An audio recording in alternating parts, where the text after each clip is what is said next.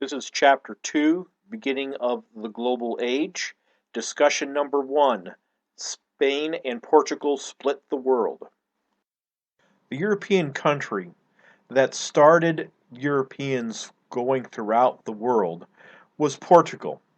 And one reason that Portugal had to start looking to go places was essentially that it was trapped on its own peninsula with Spain. If you take a look at the map here, I've outlined Portugal is that sliver of land on the west side of the Iberian Peninsula. The rest of it's Spain. It's not like they can expand themselves and go elsewhere. On top of that, a lot of the spices and everything that everyone wants coming from the Far East is going through pretty much any merchant possible before it even gets to Portugal. So Portugal has an extreme incentive to start looking for other ways to get the stuff. They're on the water. The only way they can go is on the water to the west. So maybe they're going to start looking for places to go. On top of that, if you this map doesn't completely show it, but if you know what's directly south of that, it's the continent of Africa. And there was a very large impetus with the Christians in Portugal and the Christian ruler, the king, to say that we need to expand Christianity into Africa. Now, some of this might go back to the Middle Ages, where the Muslims had pushed themselves out of northern Africa, had come across the Strait of Gibraltar, which is at the very, very bottom corner of Spain there that you see there, and had pushed themselves all the way through the Iberian Peninsula and were on the way of pretty much taking over Europe. They had gone all the way into France until the Battle of Tours in I think it was about 700s. Gradually, though, Christian faiths, the Europeans, depending on who you want to attach significance to, were able to push the Moors, these Muslim conquerors, out of France, then out of Spain and Portugal, and so the idea of pushing Muslim faith out of there and winning the world for Christianity was a big deal that a lot of the Portuguese and the Spanish and a lot of other Europeans were looking forward to. So one of the very important people in this very early exploration of leaving Europe was a guy by the name of Prince Henry. He was called the Navigator. Not because he got on a boat and started finding places. It's because we made it his life's goal to gather as many map makers and as many engineers and to get as much information, rumors, speculation, getting journal entries from other people who explored over land and the traders that were bringing all the spices to get as much information of where things were and how they might actually get there. The engineers were important because they needed ships that would actually last a long distance. Up until this point, it was short trips along the coast.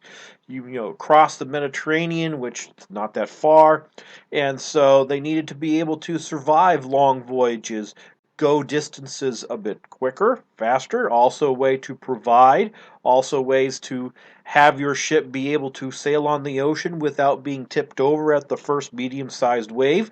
This was all important stuff.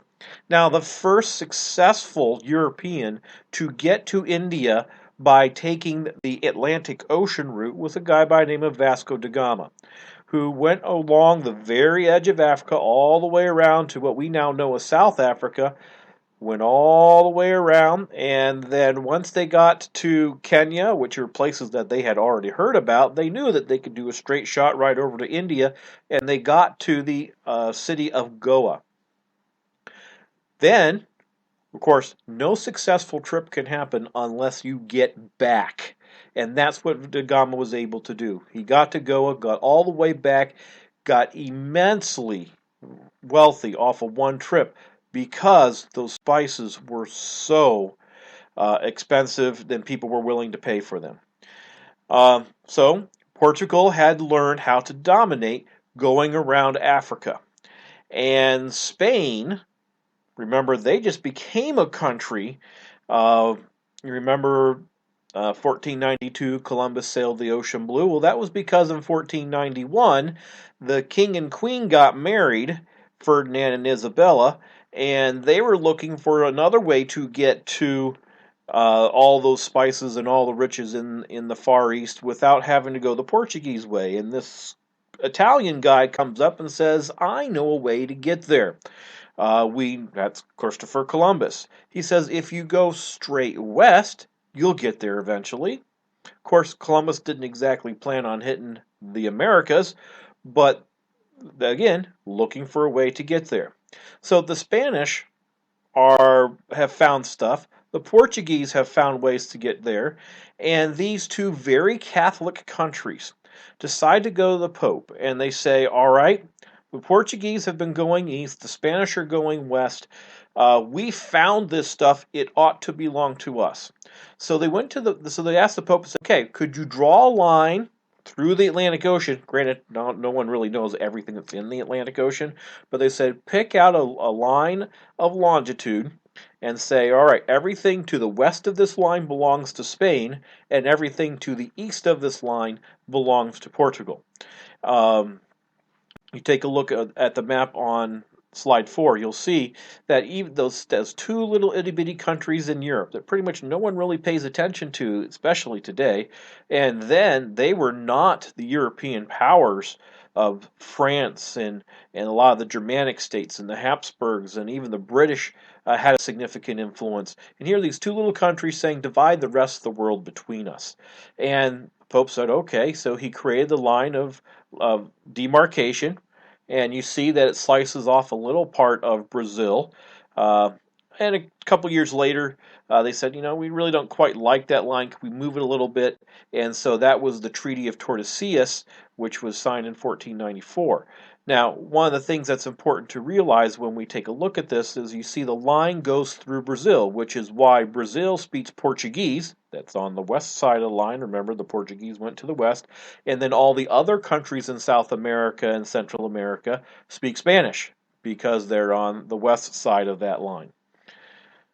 So the Spanish, they have to go west. They're not allowed going east because the Pope made the line. So they sent an explorer by the name of Ferdinand Magellan to figure out a way to get around these pieces of land that they kept on running into when they went west. So Magellan went all the way down the South American coast, got around the bottom of South America, real close to the Antarctic, and then he kept on going west. Now, going west, ran into the Philippines, said howdy, got himself killed. No one really knew what to do with the Philippines, didn't know what to do with these people, and so they killed a lot of the shipmates. However, the ship and the people who had survived continued all the way around, got to India, got the stuff, went around Africa, and they became the first Europeans to circumnavigate the entire globe. Now, when Magellan got around the bottom of South America, he called it the South Sea because he was in the southern hemisphere. A guy by the name of Balboa actually walked across Central America near Panama, Nicaragua, and Costa Rica and looked at it and said, oh, this is so peaceful. He called it the Pacific Sea. The straits at the south of South America is now called the Strait of Magellan because he successfully got through. So we're starting to see some of the Europeans starting to find ways to navigate on the big ocean without needing to have landmarks. And the important lessons of navigation are extremely important as we move forward in this age of European exploration. This concludes discussion number 1. Spain and Portugal split the world from chapter 2, beginning of the global age.